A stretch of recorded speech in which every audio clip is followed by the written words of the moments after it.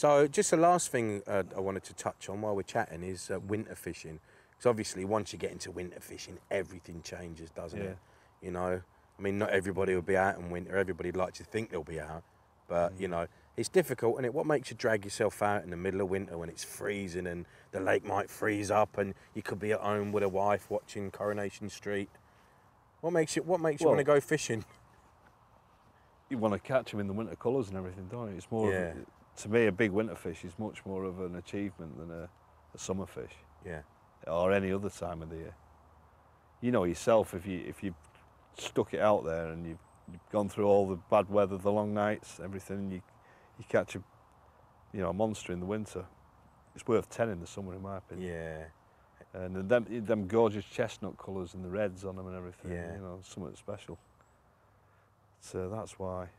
You know, and the greatest thing is in winter, you see like one tiny ring off a roach at 100 yards and you think, it's a fish. And you think, oh, all them times in summer there's fish boshing everywhere. And now I'm looking for nothing. Well, the grass is always greener, isn't it? You're craving the summer coming.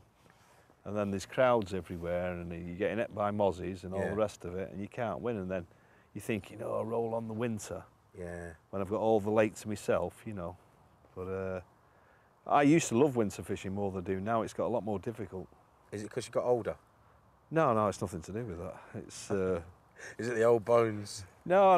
It's the actual catching them's more difficult. Yeah. You know, we've got so-called more advanced baits and rigs and this and that and better indication systems, and the fish are much harder to catch. Yeah.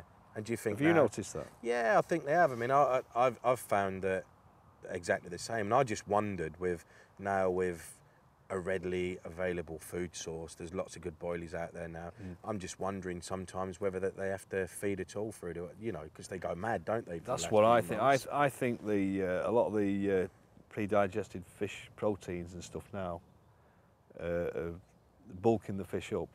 Yeah. And they're not having to feed the same as they used to, you know. Yeah. Maybe I'm wrong, I don't know. Maybe they're not feeding as heavy, so it's just a percentage thing. Like in the summer, they're feeding 10 times more. Yeah. So they're tripping up 10 times more. 10 times in the winter, more. it's a tenth of that. Yeah. So you're just not getting the chances. Yeah. They're dealing with your rig and you're just not getting them repeat hits. It might be that, I don't know. I mean, again, I think, you know, we touched on the regular casting earlier. I think, personally, the way forward in the winter is regular casting. Because if the fish are not moving, you've almost got to stumble across them, haven't you? The only way you can catch them in the winter is regular casting. Yeah. Other people's captures that reveal where the fish are. Yeah. Or line bites, fishing for line bites. I mean, it's all that now. You know, everybody talks about that. Yeah. But I used to fish with the rod tips bent on purpose just to get line bites. I used to make out it was part of the indication system and all that, you know. Yeah. It wasn't, it was just fishing for line bites, watching for the rod tips nodding. Yeah.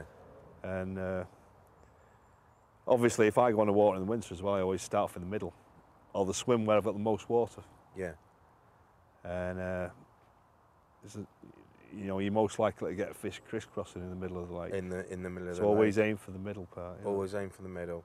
Oh well, mate. Well, it's been great to talk to you. Thanks a lot, Frank. All the best. And I'll speak to you soon, pal. All right. Cheers then, mate.